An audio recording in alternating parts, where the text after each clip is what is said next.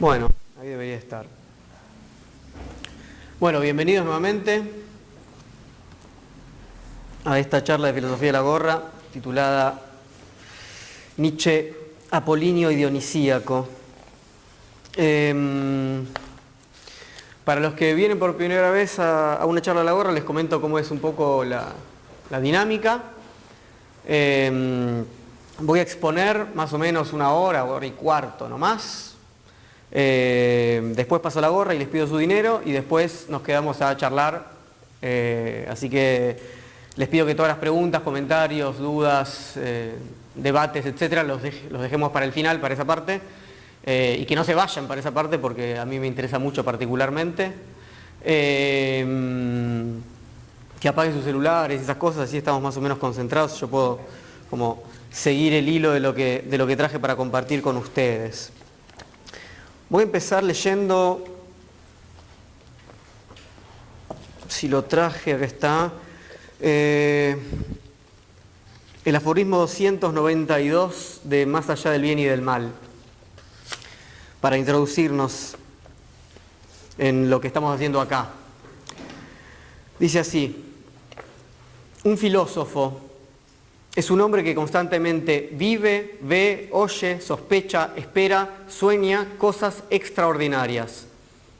Alguien al que sus propios pensamientos golpean como desde fuera, como desde arriba y desde abajo, constituyendo su especie peculiar de acontecimientos y rayos. ¿Acaso él mismo sea una tormenta que camina grávida de nuevos rayos? Un hombre fatal, rodeado siempre de truenos y gruñidos y aullidos y acontecimientos inquietantes. Un filósofo, un ser que con frecuencia huye de sí mismo, que con frecuencia se tiene miedo a sí mismo, pero que es demasiado curioso para no volver a sí mismo una y otra vez. Entonces, primera cuestión, no solamente en relación al filósofo, sino a lo que significa ese contacto con, como lo llama acá Nietzsche, cosas extraordinarias, ¿no? Digamos, yo supongo que hay algo de eso en ustedes en el hecho de venir a una charla de filosofía. Uno tiene una cierta pretensión de esta conexión con cosas extraordinarias, o por lo menos yo pienso así un poco en la filosofía, como salirse un poco de cierto sentido común en el que habitamos, y eso es lo extraordinario. No quiere decir que sea mejor, ni mucho menos, quiere decir que son otras cosas, son distintas a las cosas con las que habitualmente nos movemos todos los días. Hablando de moverse, y esto tiene que ver con una introducción que hago antes de entrar al tema de hoy, una introducción donde trato de tematizar justamente qué significa este espacio de encuentro. Una de las cosas que para mí hacen particular estos encuentros de filosofía de la gorra, además de que sean abiertas, de que pueda venir cualquiera, de que no requieran conocimientos previos, de que no se hagan en lugares institucionales académicos, sino en centros culturales. Gracias por abrirme las puertas como siempre. Implica en dónde se hace la filosofía. O sea, hay que pensar, entre otras cosas, dónde se hace la filosofía, y para eso quería leerles una cita de El Fedro de Platón, donde nuestro amigo Sócrates, el gran protagonista de los diálogos platónicos, dice así, le dice a Fedro al principio del diálogo: me gusta aprender, y el caso es que los campos y los árboles no quieren enseñarme nada, pero sí en cambio los hombres de la ciudad. Le dice esto porque ellos acaban de salir, ¿no?, de las murallas de Atenas, y Sócrates está ahí como si fuera un turista maravillado con la naturaleza, y Fedro le dice: pero vos vivís acá, o sea, nunca salís al campo. Y no, le dice, digamos, la filosofía es algo que se hace en el encuentro con los otros, ¿no?, con la naturaleza, los pajaritos, los árboles. Por lo menos así nació en un principio como producto cultural del diálogo de los ciudadanos atenienses y de las discusiones que ellos tenían entre sí. En ese sentido es que me interesa, digamos, establecer un diálogo con ustedes, como yo les comentaba al final de la charla, y pensar que ese diálogo, como digamos, en algún sentido sucedía en la antigua Atenas, tiene que darse más allá de algunos lugares específicos, ¿no?, como la Academia Platónica en su momento, la universidad hoy en día, etc.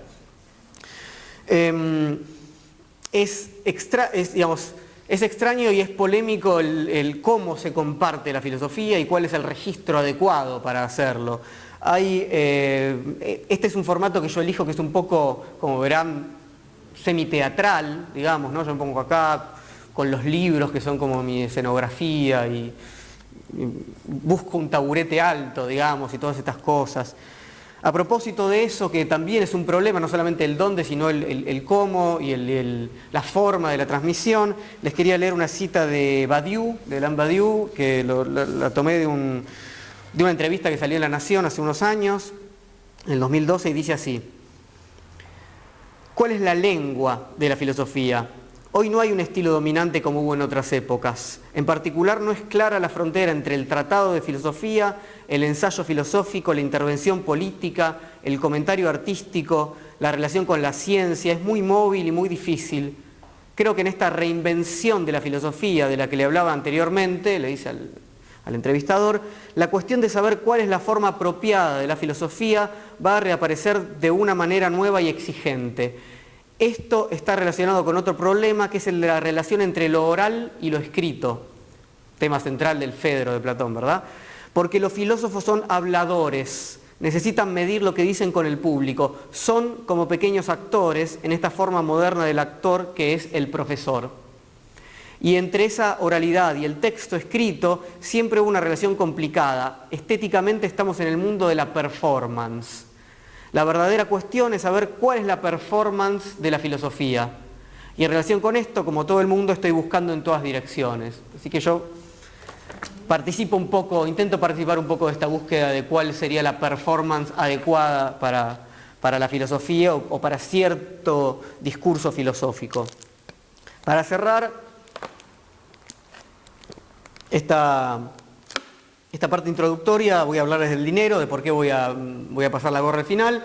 Tiene que ver obviamente con no estar sostenido por la institución, ¿no? Por las becas o por los sueldos, y tiene que ver con este contacto directo que para mí implica pasar la gorra. Es algo que a mí me gusta mucho cuando lo hago, de hecho, este problema que se genera ahí, que en los otros ámbitos más sacerdotales está invisibilizado, el problema del dinero.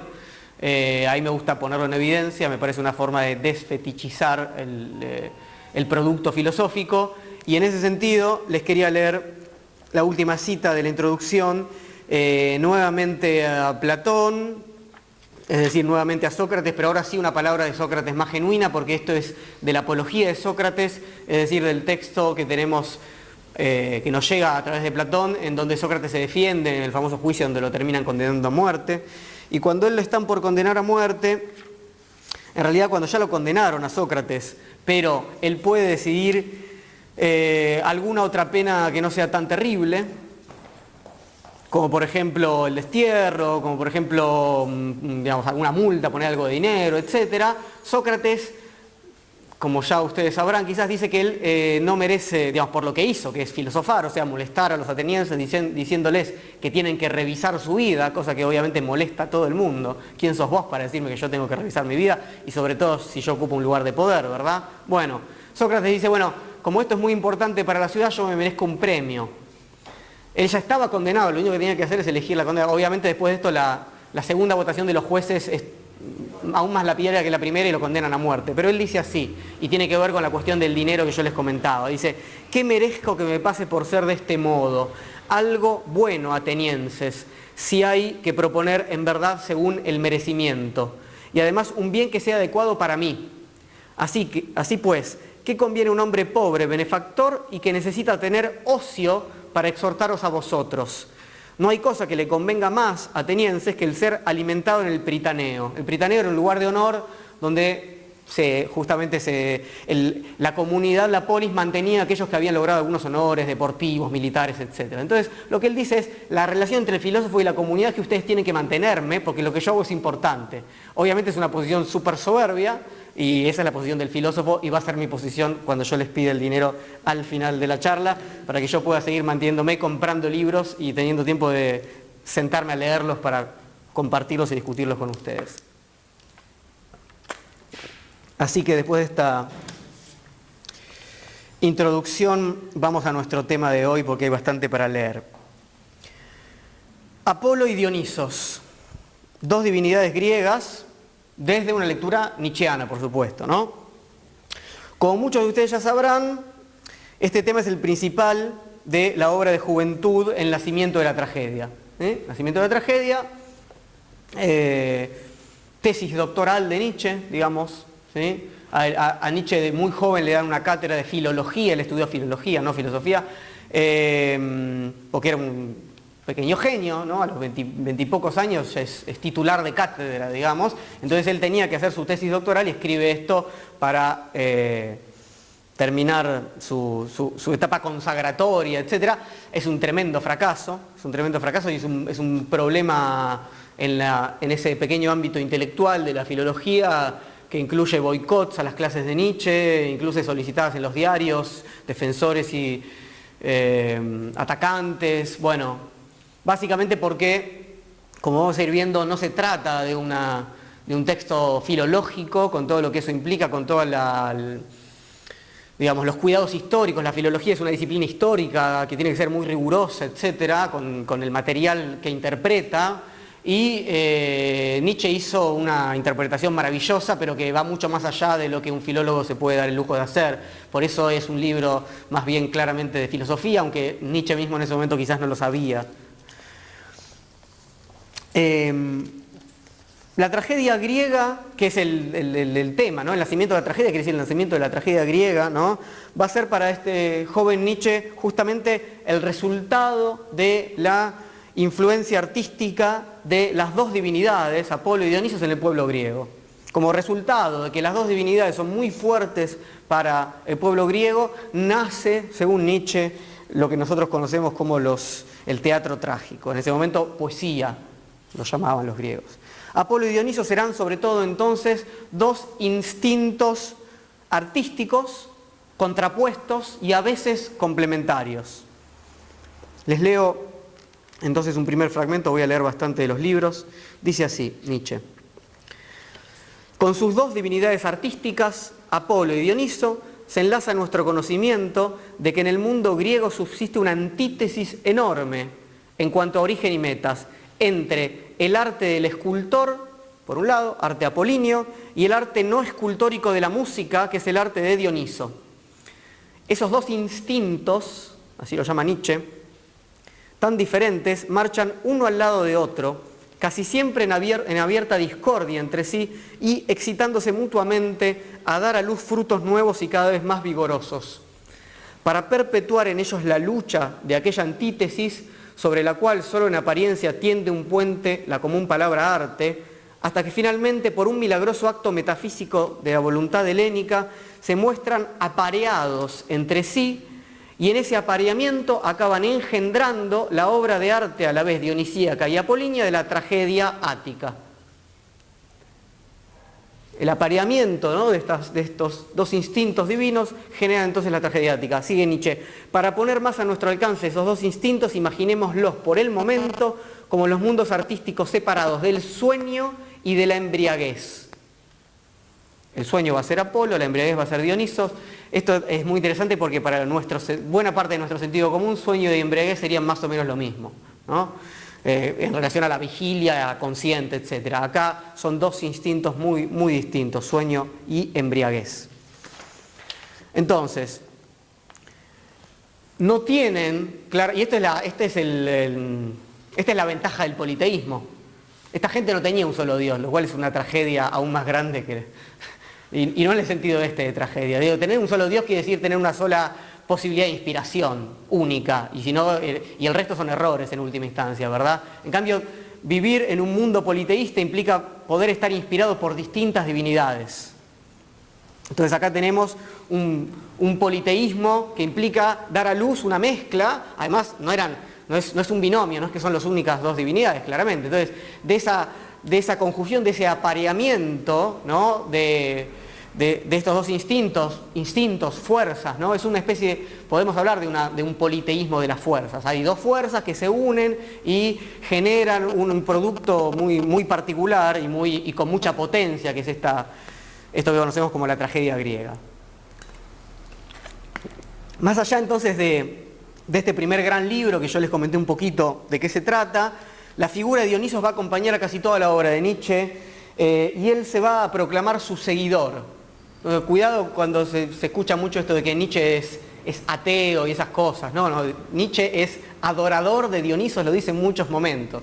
Obviamente hay que entender qué significa eso, ¿no? Pero no es que ningún dios, entendiendo a Dios como esta fuerza que tiene ciertas características, Nietzsche siempre se va a proclamar seguidor de Dionisos. Al final, por ejemplo, de su autobiografía, Ecce Homo, dice, y esto es un texto de los últimos que él escribe antes de tener su ataque de locura que lo deja completamente inválido, dice lo siguiente: yo soy con mucho el hombre más terrible que ha existido hasta ahora.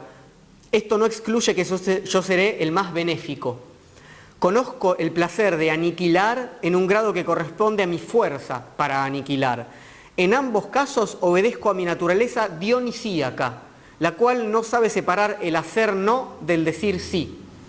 Yo soy el primer inmoralista, por ello yo soy el aniquilador por excelencia. Entonces, fíjense lo que implica muchos años después, en la obra de Nietzsche, casi al final de la obra, el espíritu de afirmación y creación que no le teme a la destrucción, porque él dice, soy el aniquilador por excelencia. Una fuerza que se despliega, como él dice, soy inmoralista, más allá del bien y del mal. Dionisos entonces el aniquilador y Dionisos el creador van a ser las dos caras de la moneda de la afirmación más alta de la vida. En otra obra que no encontré el libro para traerlo, pero que es también una obra de las últimas, que se llama El crepúsculo de los ídolos, Nietzsche dice lo siguiente: el decir sí a la vida, incluso en sus problemas más extraños y duros, la voluntad de vida, regocijándose en su propia inagotabilidad al sacrificar a sus tipos más altos, a eso fue a lo que yo llamé dionisíaco. Eso fue lo que yo adiviné como puente que lleva a la psicología del poeta trágico.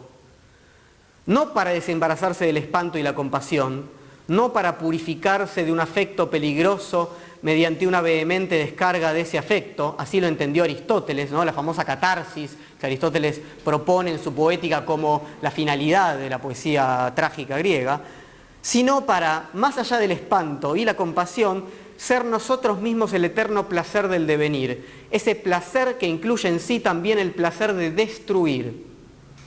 Esa es la cita de Nietzsche.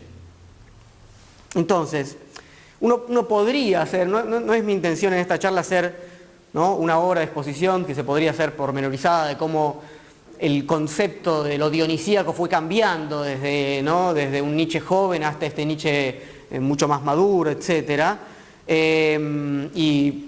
Y cómo esto se puede contraponer con el espíritu de Apolo. Sería demasiado largo y no sé si tendría mucho sentido para este tipo de encuentro. Prefiero trabajar sobre, utilizar estas figuras míticas, Apolo y Dioniso, en la lectura de Nietzsche para trabajar sobre algunos problemas o hacernos algunas preguntas y entonces ver esta relación de Nietzsche con lo apolíneo y lo dionisíaco a través de estos problemas.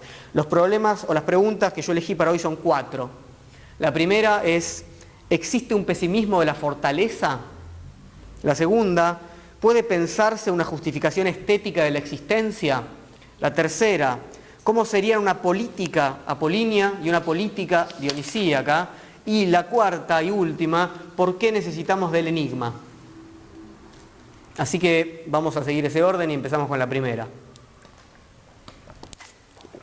¿Es el pesimismo, entonces, necesariamente un signo de declive? ¿Uno puede pensar en un pesimismo de la fortaleza?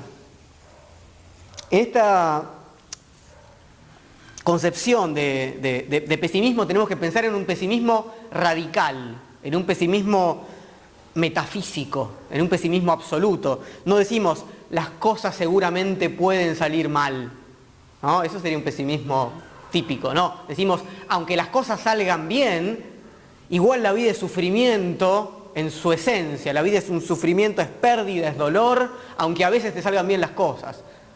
Eso es un pesimismo radical y absoluto. La vida es siempre sufrimiento, aunque te parezca que no. Esto, en esta etapa de Nietzsche, está claramente influenciado por su admiración de la filosofía de Schopenhauer, a quien claramente podemos catalogar como un pensador pesimista, ¿verdad?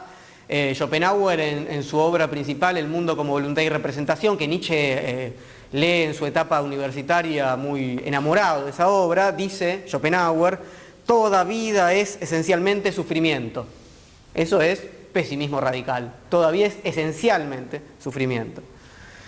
Nietzsche, siguiendo a Schopenhauer, que es uno de los que, digamos, da fuerza teórica a esta obra, El nacimiento de la tragedia. El otro es Wagner, a quien ustedes estaban escuchando un poco ahí de fondo cuando entraban. Lee este pesimismo en los griegos. De hecho, uno de los títulos posibles, tuvo varios títulos, El nacimiento de la tragedia antes de llamarse así, era Grecia y el pesimismo. Es uno de los títulos que Nietzsche barajó para ponerle esa obra. Para ilustrar ese fondo terrible de la vida, Nietzsche repone una leyenda griega contada por Apolodoro, que se las voy a leer.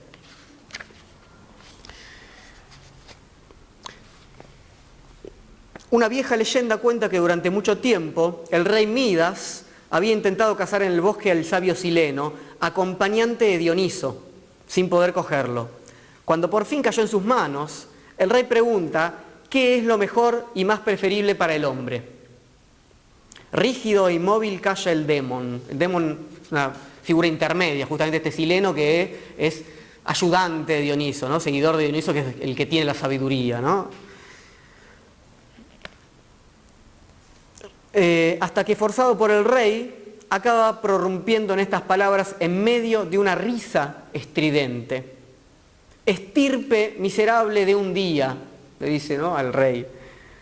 Hijos del azar y de la fatiga, ¿por qué me fuerzas a decirte lo que para ti sería muy ventajoso no oír?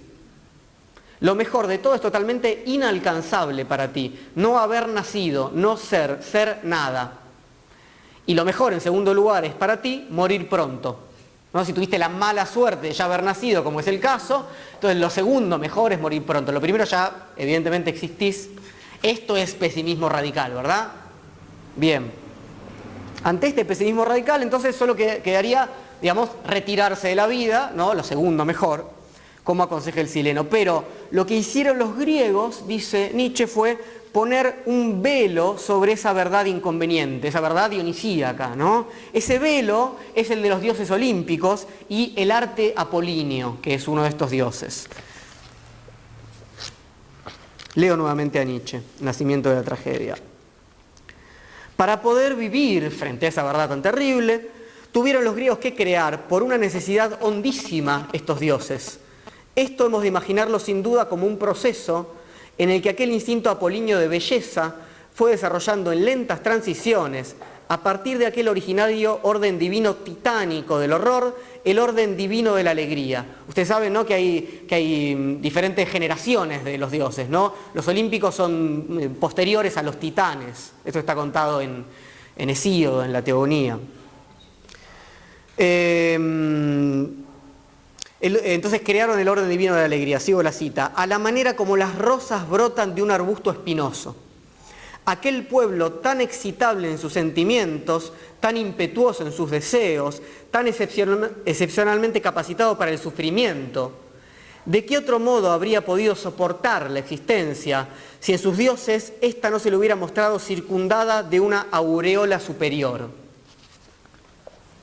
Entonces, poner un velo mediante la belleza de los dioses olímpicos, pero poner un velo no es tapar, ¿no? Es seguir entreviendo lo que soporta, digamos, al revés, perdón, lo que no soporta una mirada directa, ¿no? No lo puedo ver directamente, le pongo un velo y lo sigo mirando. En última instancia, uno claramente podría decir en este sentido que ninguna verdad última, fundamental y sobre todo tan terrible soporta esta mirada por mucho tiempo. Hay un montón de mitología, no solamente griega, ¿no?, respecto a la imposibilidad de mirar directamente a la verdad. Los griegos tenían tanta necesidad de seguir produciendo belleza apolínea como embriaguez dionisíaca.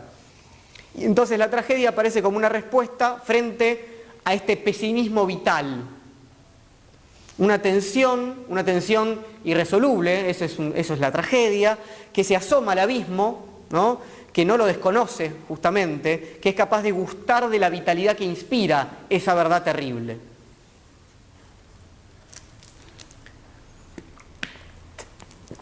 Eso es entonces la sabiduría trágica, mostrarnos bellamente que no podemos ser inmortales, mostrarnos con formas superiores, armónicas, que vamos a sufrir. Sí o sí vamos a sufrir, sí o sí va a haber pérdidas, sí o sí todo lo bueno se va a terminar, etcétera, etcétera, etcétera. La inmortalidad es, ¿no?, lo máximo de ese todo va a terminar, ¿verdad? Entonces, tenemos que responder que para Nietzsche sí hay un pesimismo de la fortaleza en los griegos, y que esto no quiere decir nunca claramente ser optimista, es decir, negar el sufrimiento de la vida. Asomarse al abismo, no tirarse al abismo, y producir a partir de esa fuerza arrolladora, que significa permanecer cerca del abismo. Tirarse al abismo sería vivir en la pura embriaguez de Dionisos eternamente, que es una tentación también. De hecho, y esa es la frase que yo había elegido, esto es del Zaratustra para invitarlos a la charla, dice: ebrio placer es, para quien sufre, apartar la vista de su sufrimiento y perderse a sí mismo.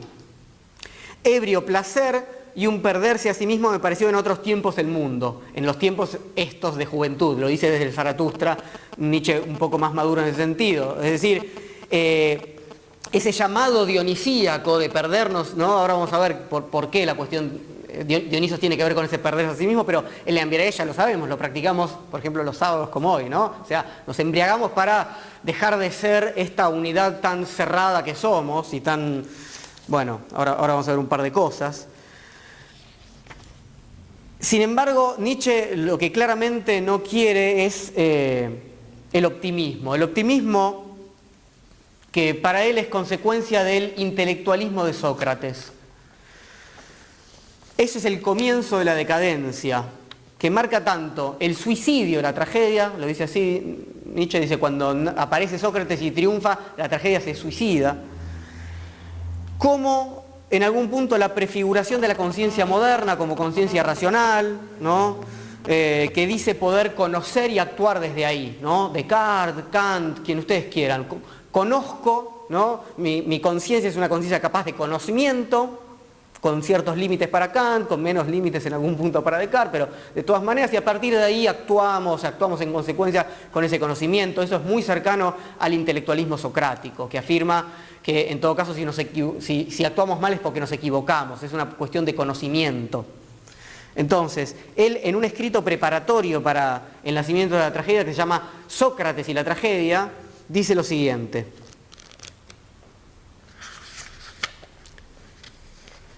la tragedia, surgida de la profunda fuente de la compasión, es pesimista por esencia. La existencia es en ella algo muy horrible, el ser humano algo muy insensato. El héroe de la tragedia no se evidencia, como cree la estética moderna, en la lucha con el destino, tampoco sufre lo que merece, antes bien se precipita a su desgracia ciego y con la cabeza tapada. Y el desconsolado pero noble gesto con que se detiene ante ese mundo de espanto que acaba de conocer, se clava como una espina en nuestra alma. La dialéctica, el método socrático, platónico, digamos, por el contrario, es optimista desde el fondo de su ser, cree en la causa y el efecto, y por tanto en una relación necesaria de culpa y castigo, virtud y felicidad. Sus ejemplos de cálculo matemático tienen que no dejar resto. Ella niega todo lo que no pueda analizar de manera conceptual. La dialéctica alcanza continuamente su meta. Cada conclusión es una fiesta de júbilo para ella. La claridad y la conciencia son el único aire en que puede respirar. Cuando este elemento se infiltra en la tragedia, surge un dualismo como entre noche y día, música y matemática. El héroe que tiene que defender sus acciones con argumentos y contraargumentos corre peligro de perder nuestra compasión, pues la desgracia que a pesar de todo le alcanza luego, lo único que demuestra precisamente es que en algún lugar él se ha equivocado en el cálculo. Pero una desgracia provocada por una falta de cálculo es ya más bien un motivo de comedia. Cuando el placer por la dialéctica hubo disuelto la tragedia, surgió la comedia nueva con su triunfo constante de la astucia y del ardid. Hasta ahí la cita de Nietzsche, entonces. ¿Se entiende la relación entre optimismo e intelectualismo? ¿No? El intelectualista, digamos, el intelectual o el que propone esa salida dice, bueno, esto lo podemos resolver, podemos no equivocarnos, podemos actuar bien. Es exactamente lo contrario de lo que nos enseña la tragedia. De Edipo, rey, ¿no? Como prototípica, o sea, aunque actúes bien, aunque hagas todo lo correcto, igual vas a embarrarla hasta el fondo. Eso es la tragedia, ¿no? No hay manera de poder... Y esto no, bueno, podemos, ¿no? Analizando bien las cosas, encontrar la manera... Es una estupidez desde el punto de vista del espíritu de la tragedia, porque claramente se acabó ahí la tragedia, se puede resolver. Eso es, ¿no? Dialectizar, se puede, con la lógica, llegar a un final feliz, por eso es optimista. Entonces, por último, alrededor de este primer problema, aun cuando Nietzsche se separe más adelante de esta concepción de Schopenhauer, sobre todo sobre la vida como sufrimiento, él va a seguir estando en un lugar donde la vida hay que afirmarla, va a decir, siempre en todos sus momentos. Eso es lo que más adelante va a llamar el amor fati, el amor a lo que sucede. Y sucede el sufrimiento, sí, también sucede, por supuesto. Entonces, no un idealismo que pretenda evitar esos momentos de sufrimiento para proponer un mundo mejor que estaría por venir, eso es idealismo. Si algo va a venir, es eternamente esto. Y ese es el concepto, o un acercamiento al concepto del eterno retorno, al respecto del cual les leo también una pequeña cita de Zaratustra, donde Zaratustra nos dice: todo fue, es un fragmento, un enigma, un espantoso azar, todo lo pasado, ¿verdad? Todo fue. Hasta que la voluntad creadora añada, pero yo lo quise así. Hasta que la voluntad creadora añada, pero yo lo quiero así y lo querré así. Es decir, eso que sucedió así. No, pero fue una porquería, fue un error. No, no, no. Así, eso significa la afirmación de la vida. Porque ¿qué pasó? Eso pasó. Lo otro significa pensar en una vida donde eso no hubiera sucedido. Esa vida no existe. Por lo menos no existe en este mundo. Existe en un mundo ideal. Y entonces es la negación de la vida que tenemos. Entonces, a la pregunta primera, ¿existe un pesimismo de la fortaleza? Respondemos que sí, que ser fuerte es crear para Nietzsche, y eso es lo que los griegos hicieron inspirados por Apolo y Dionisos, y que ser optimista justamente no es crear, porque es negar el mundo o querer ver solo una parte de él, ¿no? Una especie de optimismo estupidizante que, dicho sea de paso, está muy de moda hoy en día, ¿no? Hay que tener pensamientos positivos, hay que ver, ¿no? El vaso medio lleno, hay que tener pensamientos positivos para atraer todo lo bueno y que el universo se transforme en algo absolutamente armonioso. Todo eso que niega justamente, lo vemos a diario, ¿verdad? En diferentes ámbitos, y que niega claramente este carácter pesimista de la vida, pero porque ahí tiene un supuesto muy grande, que es con lo que está rompiendo Nietzsche, que es, bueno, si pensamos en el sufrimiento, si atravesamos el sufrimiento, no hay nada bueno ahí. Lo que Nietzsche dice es, hay muchas cosas buenas en el sufrimiento. Para empezar, habría que amigarse un poco de alguna manera, no clavarse agujas, digamos, ¿no? y hacer lo que en algún sentido el cristianismo solicita, ¿no? Culparse y sufrir de más, pero hay que amigarse con eso porque sucede, y es lo que hicieron los griegos en la tragedia. Bien, eso nos catapulta un poco a nuestra segunda problema, que es si puede pensarse una justificación puramente estética de la existencia. Lo primero que uno piensa cuando habla de estética, por lo menos lo que le pasa a ciertos militantes políticos y demás, es que habría que pensar en las consecuencias ético-políticas de hablar de la estética como algo tan importante, ¿sí? Si la existencia puede justificarse estéticamente.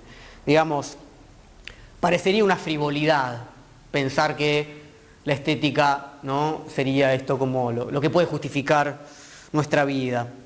Bueno, justamente esta antítesis, este binomio excluyente entre estética e inmoral es lo que le interesa desarmar a Nietzsche. Disculpa, no te sigo la estética,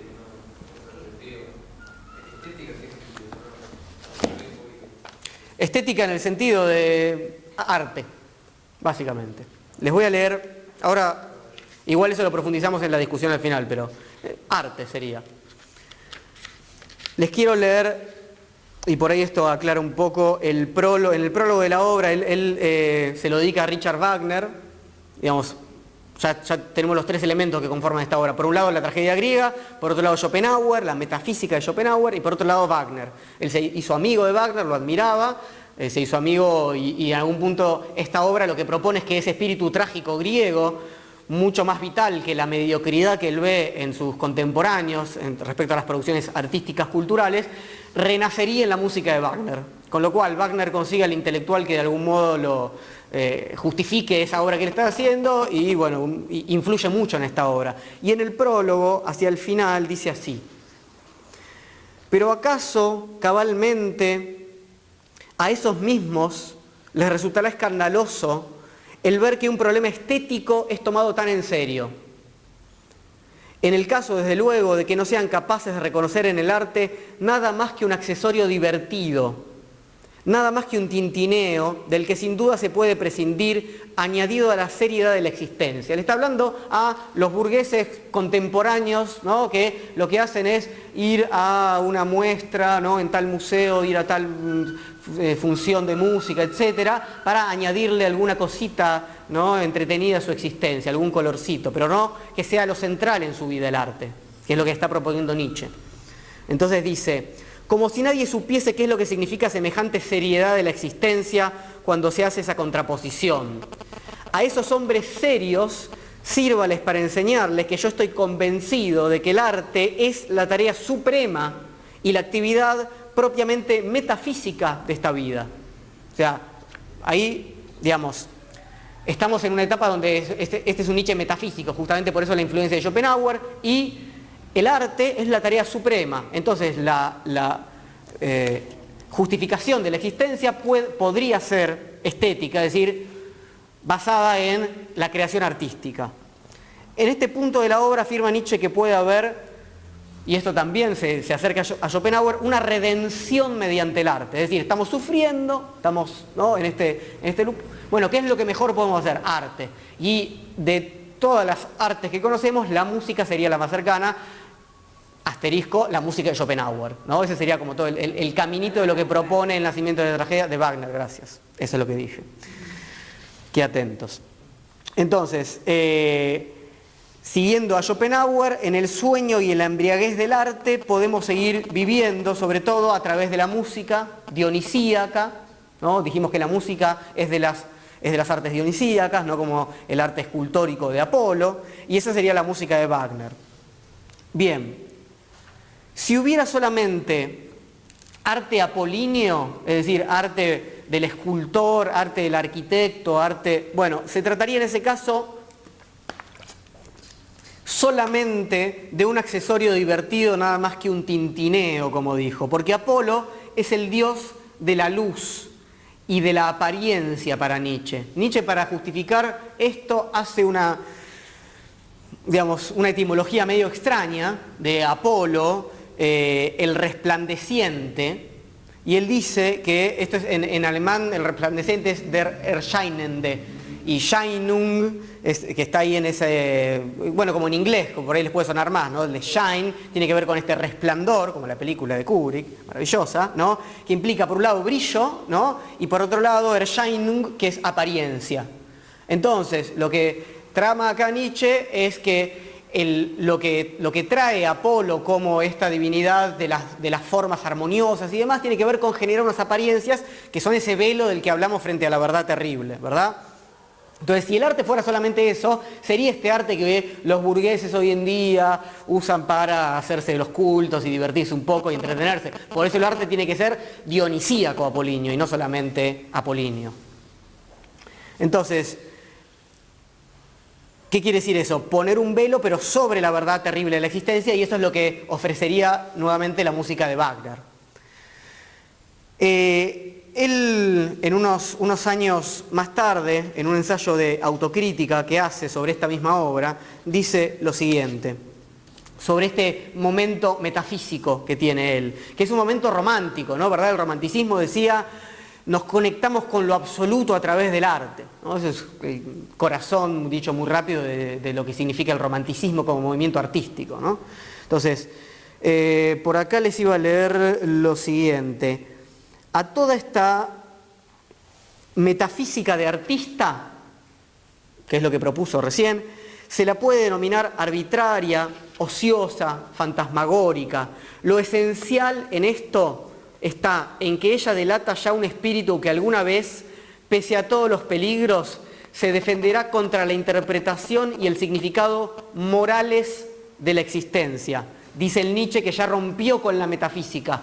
Con lo cual está diciendo, está bien, yo ahora jamás propondría esto nuevamente, ¿no? Porque es una propuesta metafísica y el Nietzsche, después de Humano, demasiado humano en adelante, ya es un Nietzsche post-metafísico o antimetafísico, como quieran decirle.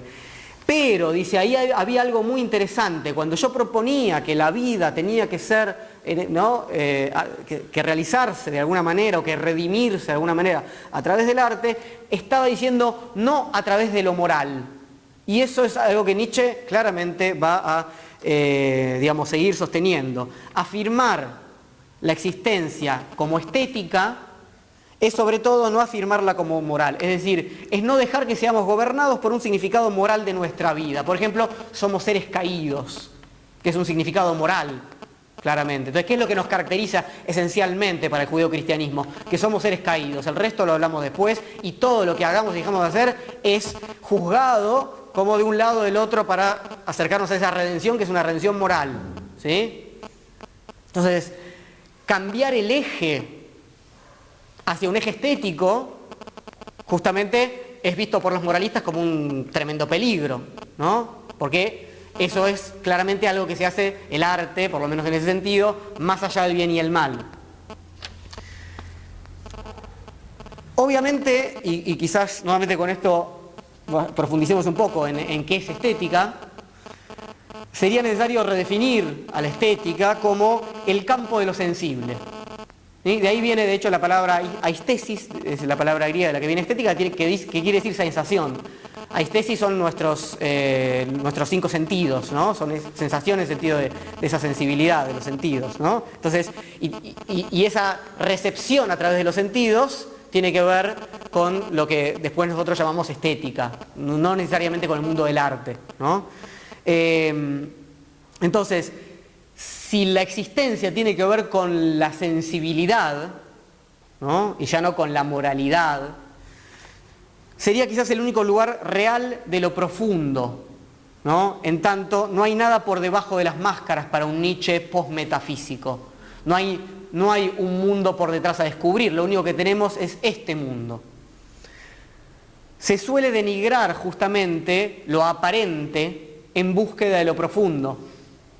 Otra vez es platonismo, ¿no? Se suele denigrar el mundo sensible en desmedro de un mundo inteligible, que es donde tendría que ir, o cristianismo, que no por nada Nietzsche lo denominó alguna vez platonismo para el pueblo, es decir, la misma propuesta de denigrar el mundo sensible para ir a un mundo ideal, pero más sencillo. O el Principito, si ustedes quieren, ¿no? Lo esencial es invisible a los ojos, ¿no? Que quiere decir, bueno, entonces no hay ahí, el mundo sensible es una cosa que puede ser descartada, porque ahí no está lo esencial, ¿no? Pero Nietzsche justamente, si algo va a hacer en su filosofía, es trabajar la idea de una sabiduría de lo aparente, sobre todo cuando todo, en la etapa posterior a esta tan más metafísica, sea justamente apariencia, máscara, simulacro. En Nietzsche hay una inversión del platonismo. Ustedes saben que en la alegoría de la caverna, el sol, el brillo apolíneo, en ese caso tiene que ver con la apariencia, como, ¿no?, dijo recién Nietzsche, y para Platón es la idea de bien, la idea principal, lo que le da el ser a todo el resto de las ideas en ese mundo inteligible. Acá es exactamente lo contrario, es apariencia. En relación a esta inversión del platonismo, quería leerles una cita de Deleuze, que es un filósofo claramente nietzscheano, de diferencia y repetición, que es la tesis doctoral ahora de Deleuze, donde él dice: derrocar el platonismo significa lo siguiente: negar la primacía de un original sobre la copia, de un modelo sobre la imagen, glorificar el reino de los simulacros y de los reflejos. ¿Sí?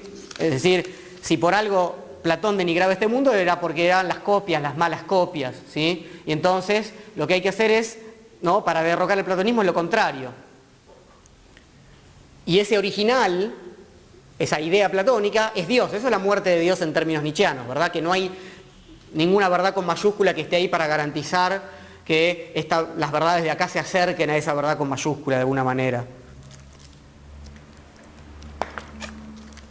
Entonces, ante el problema pregunta, ¿puede pensarse una justificación estética de la existencia? Respondemos que sí, porque no queremos que la justificación de la vida sea moral, porque eso permitiría indicar la falsa vida de los que no sigan esa moral, cosa que vemos todos los días. ¿Desde qué lugar se juzga la vida de otro? Desde una vida moralmente correcta, buena, verdadera, etc. Hay algunos que se sientan y dan cátedra sobre esto, ¿verdad? En distintos lugares, no solamente religiosos. ¿Por qué nos interesa una justificación estética de la existencia? Porque es la posibilidad de pensar y de crear una vida sin fundamento o sin Dios. Es decir, una vida de superficie. Pero no queremos justamente desatender el problema social y político, así que vamos hacia nuestro tercer problema pregunta, que es ¿qué sería una política apolínea? ¿Qué sería una política dionisíaca? O cómo usar estos instintos artísticos para pensar lo político.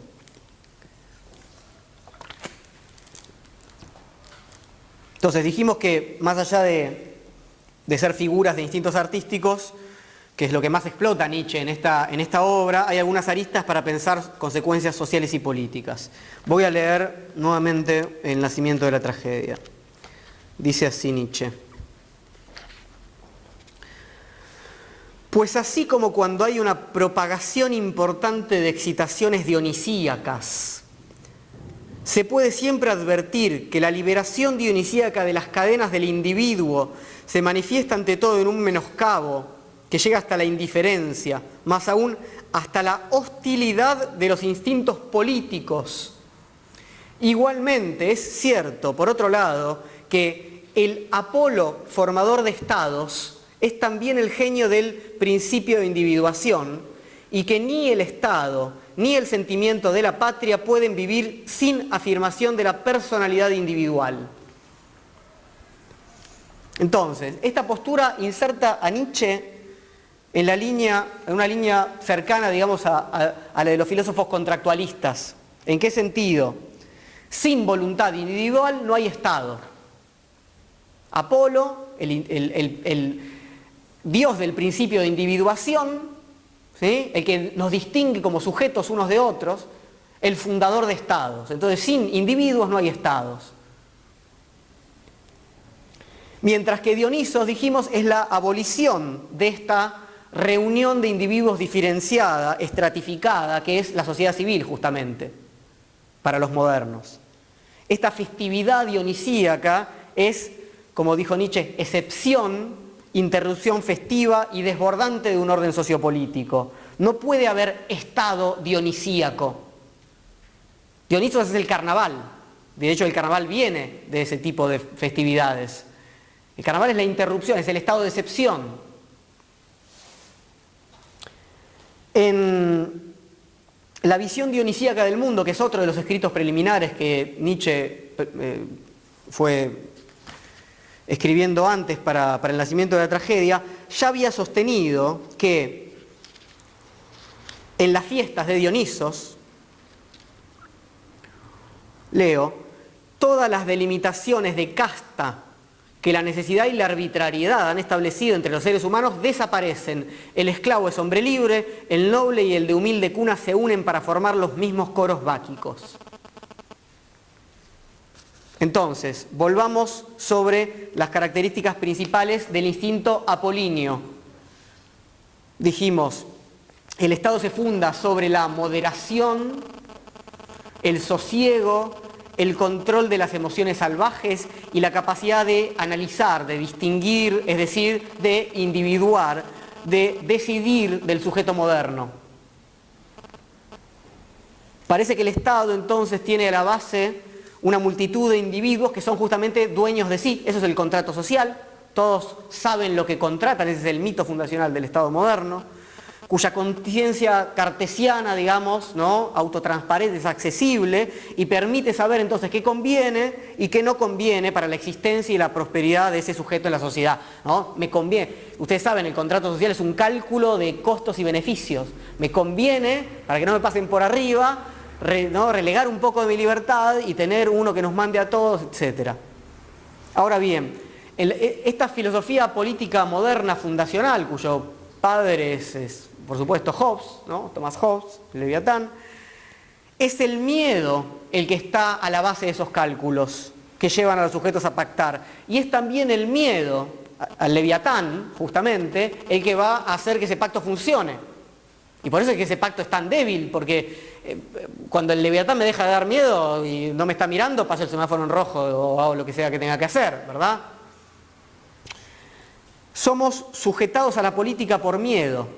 Eso es parte de lo que uno puede concluir leyendo el Leviatán, por lo menos en la modernidad, por supuesto, ¿no? En este sentido es claro que aún este sujeto moderno no puede ser dueño de sus propias pasiones, ¿no?, porque está atravesado por el miedo, y que para domarlas, para moderarlas, necesita imponer hacia afuera y hacia adentro una política del miedo. Eso es lo que hace. Pero Nietzsche justamente nos previene contra un exceso de instintos políticos. Ustedes recuerdan que dijo, bueno, cuando aparece Dioniso, entonces los instintos políticos bajan. Fíjense lo que dice Nietzsche sobre el exceso de instinto político en el nacimiento de la tragedia. Leo. Un pueblo, a partir de una vigencia incondicional de los instintos políticos, cae en una vía de mundanización extrema, cuya expresión más grandiosa, pero también más horrorosa, es el Imperium Romano.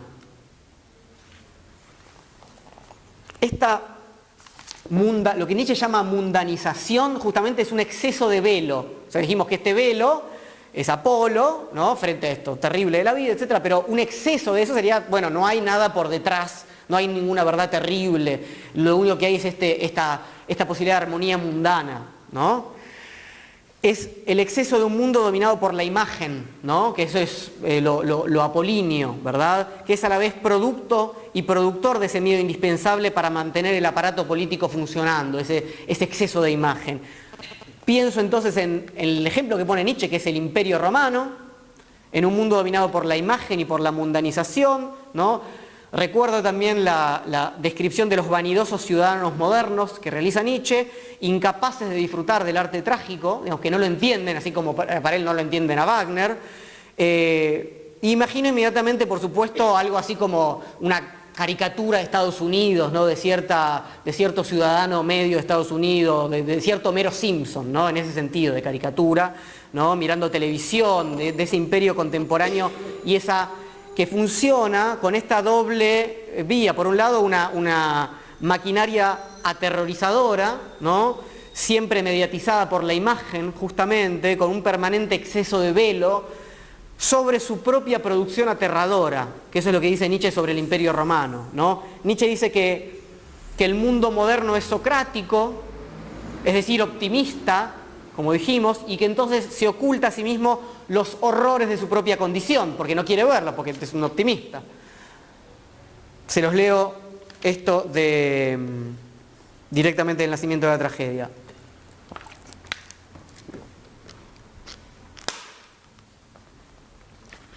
Dice Nietzsche, nótese esto. La cultura alejandrina, implica helénica, por lo tanto implica post-socrática, por lo tanto implica optimista, digamos, post-trágica, es decir, la última parte de la cultura griega, ¿verdad? La cultura alejandrina necesita un estamento de esclavos para poder tener una existencia duradera. Pero, en su consideración optimista de la existencia, niega la necesidad de tal estamento. Y por ello, cuando se ha gastado el efecto de sus bellas palabras seductoras y tranquilizadoras acerca de la dignidad del ser humano, entre comillas Nietzsche, y de la dignidad del trabajo, esto es hipercontemporáneo, ¿verdad?, se encamina poco a poco hacia una aniquilación horripilante, dice Nietzsche. No hay nada más terrible que un estamento bárbaro de esclavos que haya aprendido a considerar su existencia como una injusticia y que se disponga a tomar venganza, no solo para sí, sino para todas las generaciones. Es un Nietzsche que evidentemente tiene un olfato político bastante interesante, ¿verdad? Apolo, entonces, como espíritu político desatado, puede llegar a parecer invencible, ¿no? Su optimismo lo lleva a la conquista y su mayor arma es la imagen, la representación y la puesta en escena. Pero hay una contradicción interna, nos dijo Nietzsche, de este nuevo tipo de imperio moderno. Nietzsche acá parece tocar una arista del pensamiento de Marx, ¿verdad? Del cual separan muchos océanos, que desde otro espacio teórico Marx trató en profundidad los dos problemas de los que recién hablamos: contradicciones propias de la modernidad, o sea, del capitalismo, y dominio ideológico, es decir, dominio de la representación, dominio de la puesta en escena. Bien, el instinto dionisíaco, apolítico, por excelencia, puede quizás ser pensado como una irrupción en el campo de este tipo de política apolínea y como la posibilidad de pensar otras aristas de la vida en comunidad. Una vida que no tenga como supuesto individualidad del liberalismo, etc. Si Apolo es el fundador del Estado, una política dionisíaca tiene que ser una política no estatalizante, cosa que muchos pensadores hoy en día están tratando de... No solamente muchos pensadores, sino que muchas comunidades están tratando de realizar. No solamente hay gente que piensa, sino hay gente que hace, ¿verdad?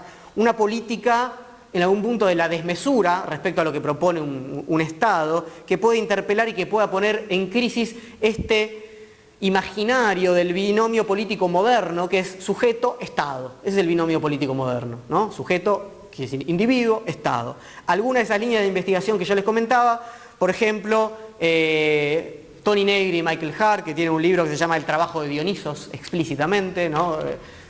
Con esta lectura a través de Nietzsche.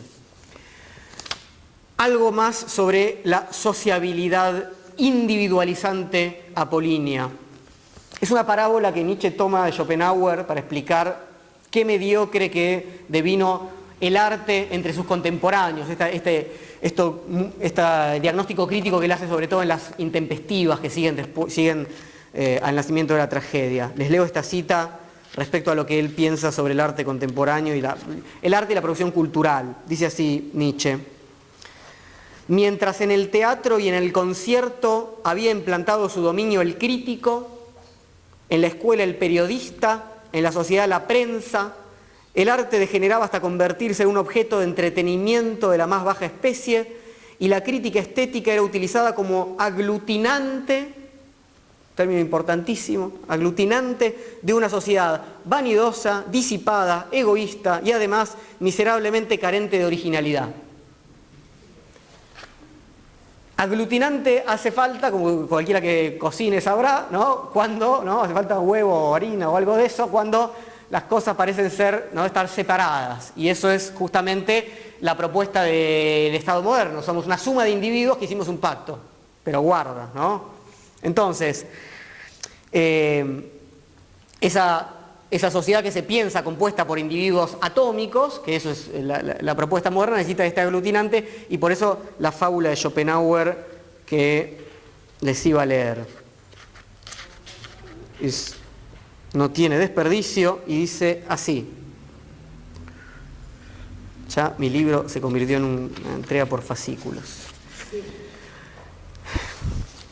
En un frío día de invierno, esto es Schopenhauer, ¿verdad? En un frío día de invierno, una sociedad de puercoespines se aglomeró muy estrechamente para protegerse contra el frío mediante el mutuo calor. Pero pronto sintieron las espinas recíprocas, lo cual volvió a alejar a unos de otros. Cuando la necesidad de calentarse volvió a aproximarlos, repitióse el segundo mal. De tal manera que fueron lanzados de acá para allá entre ambos sufrimientos, hasta que encontraron una distancia moderada, que era la que mejor podían soportar. Así, la necesidad de sociedad, brotada del vacío y de la monotonía del propio interior, empuja a unos hombres hacia otros. Pero sus muchas propiedades reluctantes y sus muchos defectos insoportables vuelven a apartarlos. La distancia media que acaban encontrando y en la que puede darse una coexistencia consiste en la cortesía y en las buenas costumbres. A quien no se mantiene a esa distancia se le grita en Inglaterra, keep your distance, guarde su distancia. Gracias a la misma, la necesidad de calentarse unos a otros no queda satisfecha ciertamente, más que de un modo imperfecto, pero en cambio no se siente la picadura de las espinas. Mas quien tiene mucho calor propio, interior, ese prefiere permanecer fuera de la sociedad para no producir ni recibir ninguna molestia. Hasta ahí Schopenhauer.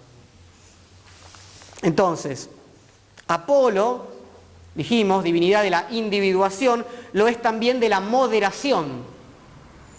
Pero Nietzsche se identifica rápidamente con lo que indica Schopenhauer, ¿no? Esto sucede con quien no tiene calor propio. Esto sucede con quien no se anima a crear. Y quedan entonces en esta distancia mediocre, no son capaces de alejarse, como se aleja por ejemplo Zaratustra 10 años y mucho más también después, ni de fusionarse completamente con el otro, como Dionisos en algún punto nos invita a hacer. Entonces, a la pregunta tercera, ¿qué tipo de política nos proponen Apolo y Dionisos? Respondemos que Apolo representa la política moderna, si ustedes quieren, el binomio sujeto burgués moderado, porque el sujeto burgués claramente siempre es moderado, Estado, ¿no? Y Dionisos, la irrupción de la fusión y la excepción, el exceso a este tipo de ordenamiento social y político. Vamos entonces a la última pregunta problema, ¿por qué necesitamos del enigma?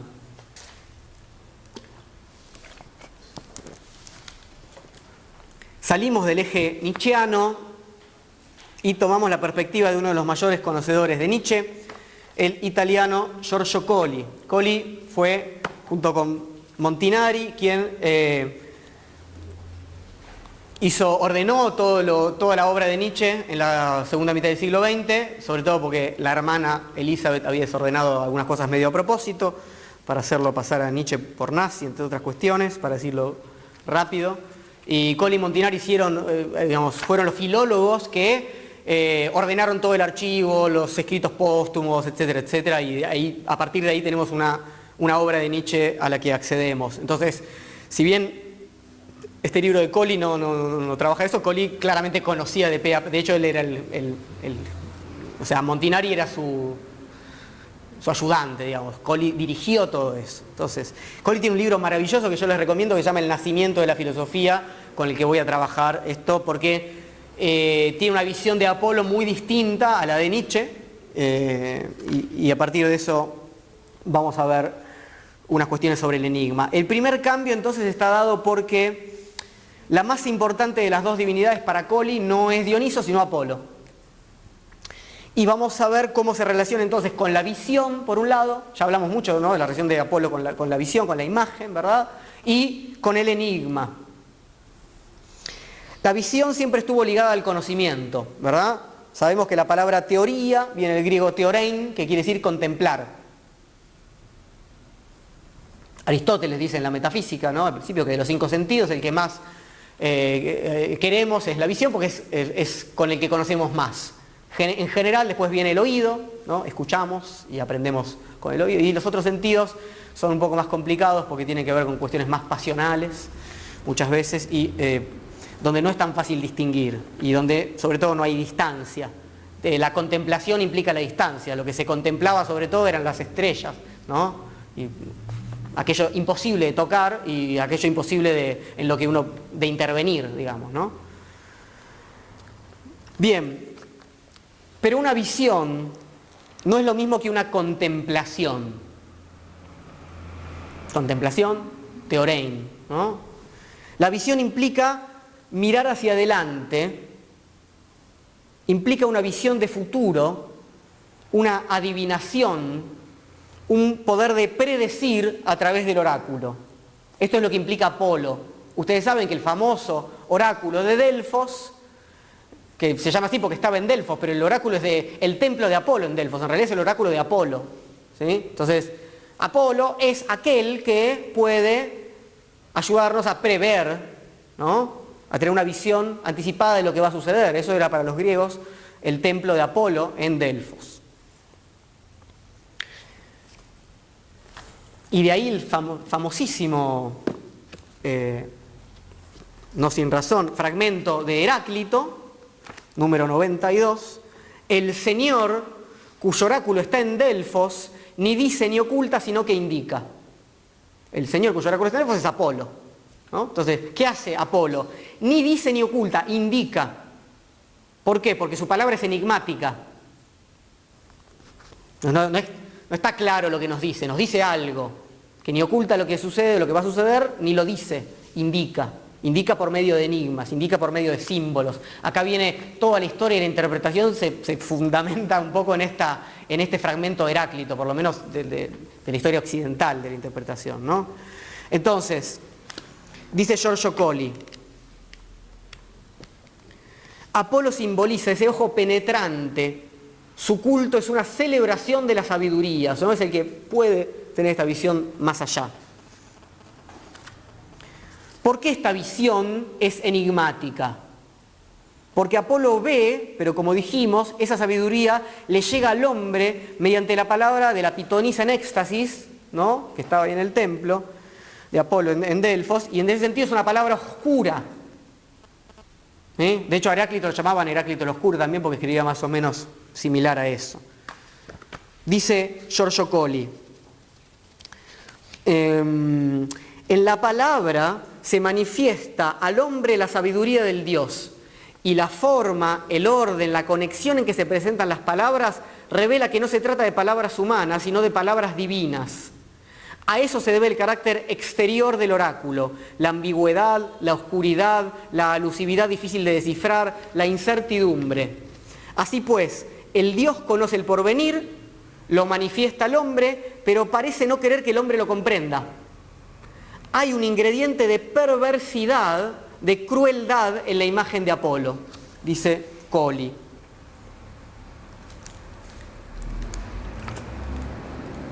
Lo atractivo entonces de los orígenes insondables es la multiplicidad de sentidos que allí acechan. Así sucede justamente con todo enigma. Hay un mensaje oscuro, hay pistas, trazos, un habla que se muestra pero que a la vez se oculta y en el que debemos internarnos para encontrar ahí alguna verdad. Hay algo, como dijo Colli, de perverso en todo enigma. Establece una fractura ahí donde el sentido podía suponerse accesible. Por fin estoy en el lugar del sentido. Bueno, ahí hay una fractura, ahí se me oculta. De esa manera el sentido ordinario se vuelca, se vierte, es pervertido, o también, si ustedes quieren, divertido. Hay algo de una faz lúdica también en el enigma, ¿no? El enigma es algo con lo que hay una diversión respecto al sinsentido o a la pérdida de sentido, a la confusión de sentido en el enigma, y hay una faz, como dijo Colli, cruel en el enigma. Lo podemos ver claramente en el papel que cumple el mito de la esfinge, ¿no? Ya que hablamos de Edipo, ¿no? La lucha es a muerte. Quien no pueda develar el sentido oculto del enigma va a ser devorado por la esfinge, ¿verdad? Y es un enigma. Y Edipo, justamente, que es el único hombre que logra descifrarlo, por eso es Edipo, por eso es un héroe, logra la destrucción de esa criatura enviada por los dioses. ¿Para qué? Para reírse de que si nos cambian un poco el sentido ya no entendemos nada. Además, a un enigma cuya respuesta es el hombre, o sea, como más evidente, ¿no? A la vez entonces instancia lúdica, desafío a la sabiduría humana, instancia agónica, ¿no? En el sentido de enfrentamiento, de lucha. ¿Cuándo es que nace entonces la filosofía? Porque el libro de Colli llama el nacimiento de la filosofía, no el nacimiento de la tragedia como el de Nietzsche. O mejor aún, ¿cuáles son los indicios, los desplazamientos de prácticas y de sentidos en los que podemos leer ese origen que buscamos? Colli va a tener en ese punto una lectura muy nietzscheanas, ¿no? Marcadamente nietzscheanas, es decir, la filosofía es resultado, es criatura atrofiada y falta de vitalidad, como dice Nietzsche de Sócrates, ¿no? El intelectualismo socrático, ¿no? Hay falta de vitalidad de la vitalidad que estaba en la tragedia griega, ¿no? Es síntoma de una decadencia asociada a la pérdida de la amenaza del enigma, de venir una especie de justa dialéctica excesivamente racionalizada, ¿no? Que es lo que Nietzsche decía de Sócrates. Entonces ya ningún enigma amenaza, eso es anterior en la cultura griega. Necesitamos entonces que la visión sea enigma para que no haya una clausura de sentido. Para dejar en claro que entre el mundo de las divinidades y nosotros hay lo que Giorgio Colli llama una fractura metafísica. No podemos llegar a Dios, o los dioses no nos pueden decir el sentido directamente. La certeza de que el mundo es inaccesible, ¿no? Ese mundo verdadero, ese mundo de sentido pleno, es una herida que este Dios nos acepta desde lejos. Dice Giorgio Colli lo siguiente: al trazar el concepto de Apolinio, Nietzsche tuvo presente al Señor de las Artes, al Dios luminoso del esplendor solar, aspectos auténticos de Apolo, pero parciales, unilaterales. Otros aspectos del Dios amplían su significación y la ponen en conexión con la esfera de la sabiduría. Ante todo, un ingrediente de terribilidad, de ferocidad. La propia etimología de Apolo, según los griegos, sugiere el significado de aquel que destruye totalmente. La etimología de Apolo para los griegos. Aquel que destruye totalmente. Y también aquel que hiere de lejos.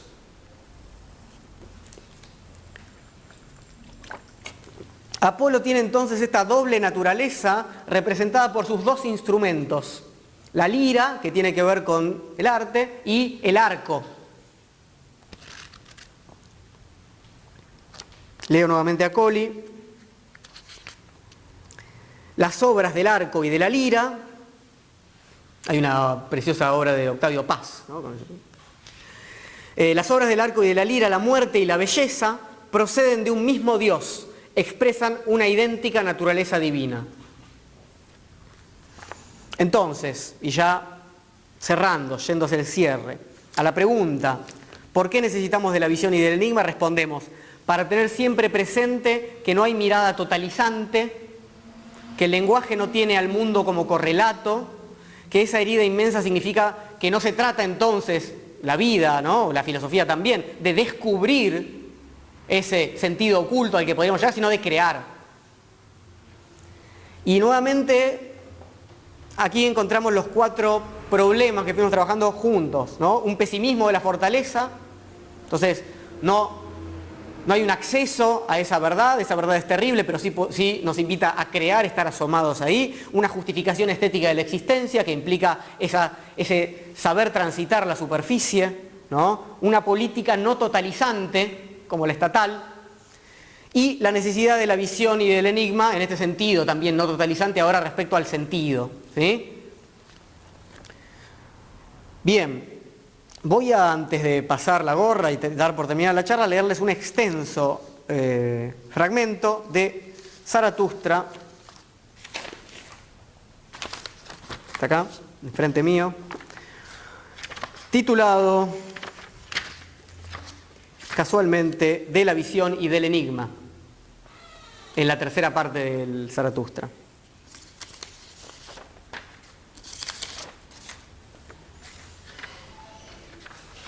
Solo la primera parte es suficientemente larga y con esto vamos a cerrar la charla. Voy a pedirle su dinero y nos quedamos a charlar. Dice así: de la visión y del enigma. Cuando se corrió entre los marineros la voz de que Zaratustra se encontraba en el barco, pues al mismo tiempo que él había subido a bordo un hombre que venía de las Islas Afortunadas, prodújose una gran curiosidad y expectación. Mas Zaratustra estuvo callado durante 2 días, frío y sordo de tristeza, de modo que no respondía ni a las miradas ni a las preguntas. Al atardecer del segundo día, sin embargo, aunque todavía guardaba silencio, volvió a abrir sus oídos, pues había muchas cosas extrañas y peligrosas que oír en aquel barco, que venía de lejos y quería ir más lejos aún.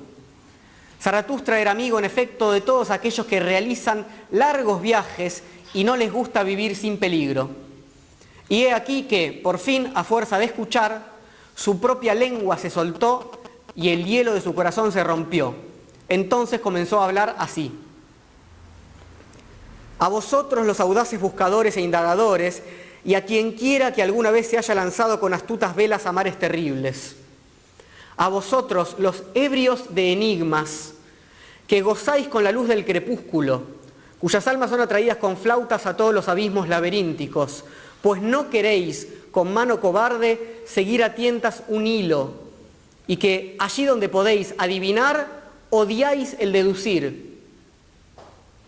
A vosotros solo os cuento el enigma que he visto, la visión del más solitario. Sombrío caminaba yo hace poco a través del crepúsculo de color de cadáver, sombrío y duro, con los labios apretados, pues más de un sol se había hundido en un ocaso para mí. Un sendero que ascendía obstinado a través de pedregales, un sendero maligno, solitario, al que ya no alentaban ni hierbas ni matorrales, un sendero de montaña crujía bajo la obstinación de mi pie.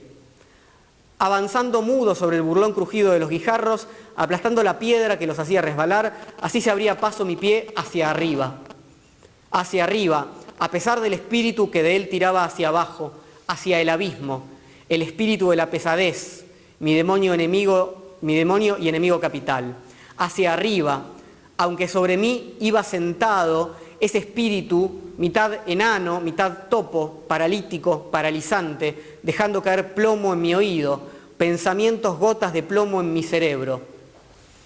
Oh Zaratustra, me susurraba burlonamente silabeando las palabras, tú, piedra de la sabiduría, te has arrojado a ti mismo hacia arriba, mas toda piedra arrojada tiene que caer. Oh Zaratustra, tú piedra de la sabiduría, tú piedra de onda, tú destructor de estrellas, a ti mismo te has arrojado tan alto, mas toda piedra arrojada tiene que caer. Condenado a ti mismo y a tu propia lapidación, oh Zaratustra, sí, lejos has lanzado la piedra, mas sobre ti caerá de nuevo. Cayó aquí el enano, y esto duró largo tiempo, mas su silencio me oprimía, y cuando se está así entre dos, se está en verdad más solitario que cuando se está solo. Yo subía, soñaba, pensaba, mas todo me oprimía. Me asemejaba a un enfermo al que su terrible tormento lo deja rendido y a quien un sueño más terrible todavía vuelve a despertarle cuando acaba de dormirse. Pero hay algo en mí que yo llamo valor. Hasta ahora este ha matado en mí todo desaliento. Ese valor me hizo al fin detenerme y decir, enano, tú o yo. El valor es en efecto el mejor matador, el valor que ataca, pues todo ataque se hace a tambor batiente. Pero el hombre es el animal más valeroso, por ello ha vencido a todos los animales.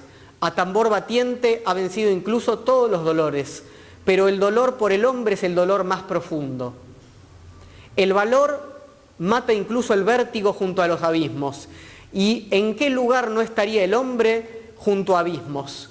El simple mirar no es mirar abismos. El valor es el mejor matador, el valor mata incluso la compasión, pero la compasión es el abismo más profundo. Cuanto el hombre hunde su mirada en la vida, otro tanto la hunde en el sufrimiento. Pero el valor es el mejor matador, el valor que ataca. Este mata la muerte misma, pues dice, ¿era esto la vida? Bien, otra vez. En estas palabras, sin embargo, hay mucho sonido de tambor batiente. Quien tenga oídos, oiga. Gracias, terminé.